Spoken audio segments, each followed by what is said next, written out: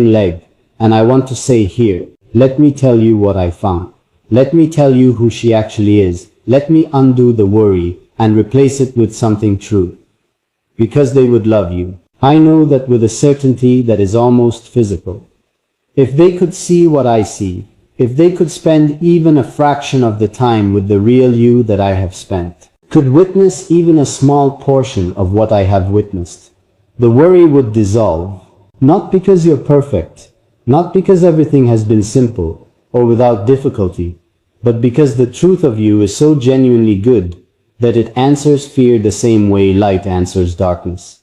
Not by arguing with it, just by being present and letting the darkness decide what to do with that. You would win them over the way you won me over. Not through effort or performance or trying to be what they needed. Just by being yourself, that particular, irreplaceable, completely authentic self that has been the most consistent and most beautiful thing in my life since the moment I stopped being careful and started being present. And I think about the moment that will come, the moment when those two worlds finally meet. When the people who warned me and the person they warned me about are finally in the same room, finally breathing the same air, finally given the chance to see each other clearly. I think about it the way you think about something you've been moving toward for a long time. Something that feels like it has been coming since before you could see it. Something that will feel less like a beginning and more like a completion of something that was always meant to happen. And I know that sounds like something people say, like a romantic thing you tell yourself to make the story feel fated, to give it the weight of inevitability, when really it's just the weight of wanting something badly enough that you start to see its arrival everywhere. I know how it sounds, but I want you to understand that this isn't that. This isn't me dressing up a wish in the language of destiny because it makes it feel more certain. This is me describing something I actually feel in the most honest part of me, a genuine, settled, unperformative sense that the meeting of these two worlds is not a question of if, but only ever a question of when. And while I wait for the when, I want to keep talking to you. I want to keep filling in the picture, adding the details that matter, giving you the full account of what it has been like to be inside this, to be the person standing between the warning and the truth, carrying both, trying to honor both, slowly learning that honoring both doesn't mean splitting yourself in half, but rather finding the place where love for your family and love for you aren't in opposition at all. Where they are, if anything, the same love expressing itself in different directions. Because that's what I've come to understand. In the time since the kitchen table conversation, in the long and sometimes complicated and always illuminating journey from that moment to this one. Love is not a finite resource that runs out when you give too much of it in too many directions. It is not a competition where one person's claim on your heart diminishes another's. The love I have for my family, that deep-rooted, unshakable love that has been the foundation of everything I am, was never threatened by what I feel for you. And the love I feel for you was never a betrayal of them. These things live in me simultaneously, peacefully, each one making the other somehow more rather than less. I didn't always know that. At the beginning, when the tension between those two things was at its sharpest, I think I was unconsciously treating it as a choice. As though letting you fully in meant stepping away from them. As though the depth of what I felt for you was somehow proportional to the distance it would create between me and the people who raised me. And carrying that belief, even unexamined, even in the background of everything else, was exhausting. It put a weight on something that should have been weightless. It made me hold you slightly at arm's length in the moments when I most wanted to be close. As if closeness were something I had to ration, something that cost more than I could afford. It took me longer than I'd like to admit to put that belief down. To recognize it for what it was, not wisdom, not appropriate caution, not the mature integration of my family's legitimate concerns, but fear. Simple, ordinary, very human fear. Fear of fully committing to something in case it went wrong.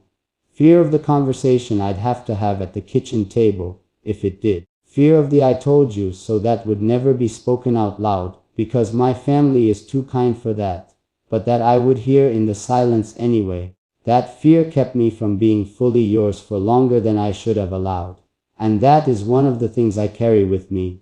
Not as guilt, because guilt is not useful here, and you have never once asked me to feel guilty, but as information. As a piece of self-knowledge that I earned the hard way, and intend to use going forward. The information is this: fear dressed up as caution is still fear, and I am no longer willing to let fear make decisions that belong to love. Love makes those decisions now. Love made the decision to stay when staying was complicated.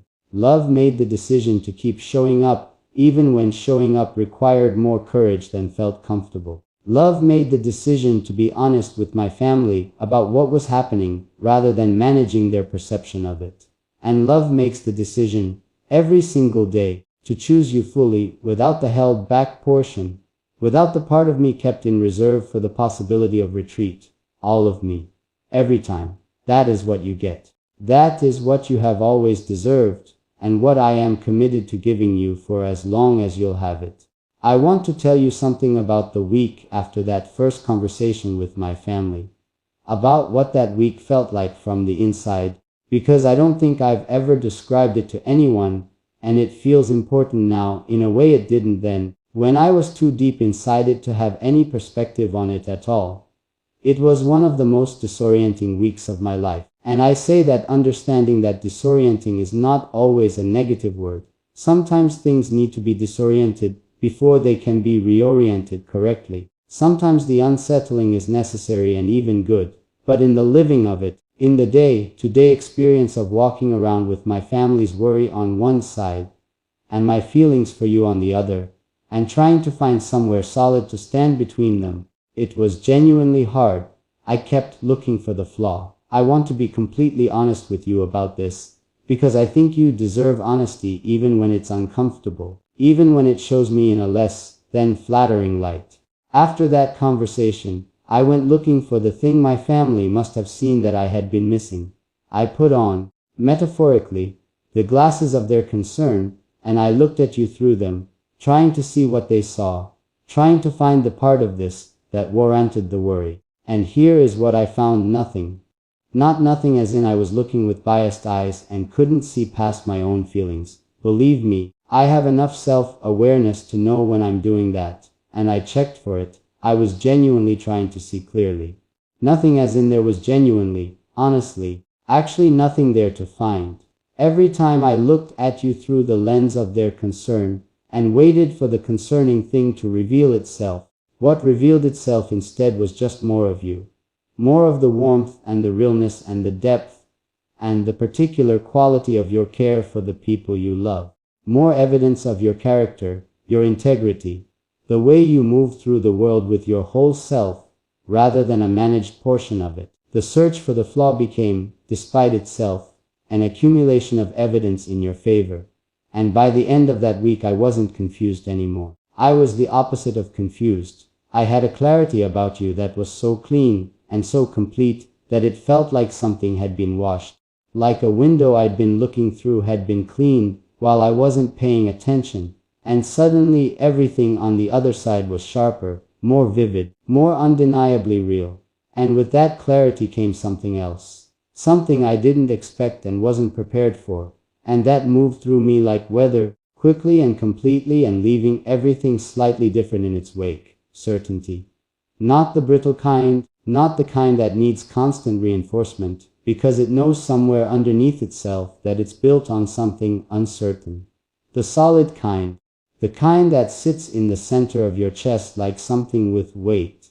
Something that doesn't shift when the wind changes. Something that knows what it knows, and doesn't require the world's agreement to keep knowing it. That kind of certainty arrived in me during that week, and it has not left since. It has only grown, added to itself, deepened, become more rooted with every passing day, and every new experience, and every moment of you being exactly who you are in exactly the way only you can be. I want to talk about what happened when I finally told my family. When I sat back down at the table, not to argue, not to defend, not to present evidence like a lawyer making a case, but just to tell them the truth of what I had found.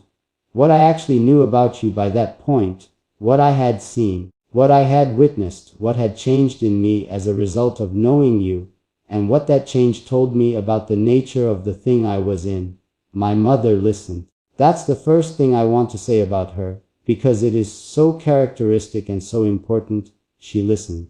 Not waiting for me to finish so she could respond, not listening with the half of her mind that was already formulating counterarguments, but actually, genuinely, fully listening, receiving what I was saying, letting it in.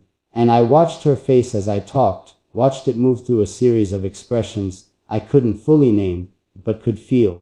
Each one a small internal shift of some kind, some recalibration happening behind her eyes as my words arrived and settled, and began rearranging things. And when I finished, when I had said everything I needed to say, when I had given her the most honest account I knew how to give of who you are, and what you mean to me, and what my life has become, since you've been properly in it. She was quiet for a moment. The kitchen was very still. The table wobbled slightly as she shifted her weight. And then she said something I will carry with me for the rest of my life. She said, "Then I want to know her." Just that. 4 words. But the way they landed, with all the weight of everything she'd said before them, and everything she'd chosen to release in order to say them, they were among the most generous things I have ever received from another person. She set aside her worry. She set aside the protective instinct that had driven her first response. She set aside everything she'd been holding since the beginning of this. And she said, "Take me to her. Let me see what you see. I trust you enough to try." I cried. I'm not going to pretend I didn't. I sat at that kitchen table with the wobbling leg in the kitchen that smells like my entire childhood, and I cried with the relief of it, with the beauty of it, with the profound and specific gratitude of someone whose 2 most important worlds have just decided to reach toward each other. My father, predictably, said less. He looked at me for a moment with that long, deep, father look that contains entire paragraphs of feeling in a single glance, and then he nodded. Just once. But the nod meant everything it needed to mean, and we both knew it, and nothing more needed to be said. And now I want to tell you what I want you to know from all of this. What I want you to take from this story, not as a lesson, because you don't need me teaching you anything, but as a gift. Something I want to hand to you with both hands because it belongs to you. It was always about you. It was always for you. You were worth every uncomfortable conversation. You were worth every moment of sitting with my family's worry, and not dismissing it, but also not letting it stop me. You were worth the difficult week, and the searching for the flaw, and the clarity that came out of that search like something refined by fire. You were worth the waiting and the uncertainty, and the times I didn't know quite where to put my feet, and had to move forward anyway on faith alone. You were worth all of it. Not in retrospect, not only now that I can see how it turned out, but in the living of it, in the middle of it, even in the hardest moments when the outcome wasn't certain and the path wasn't clear. You were worth it then too. You were always worth it. And I need you to understand why I'm telling you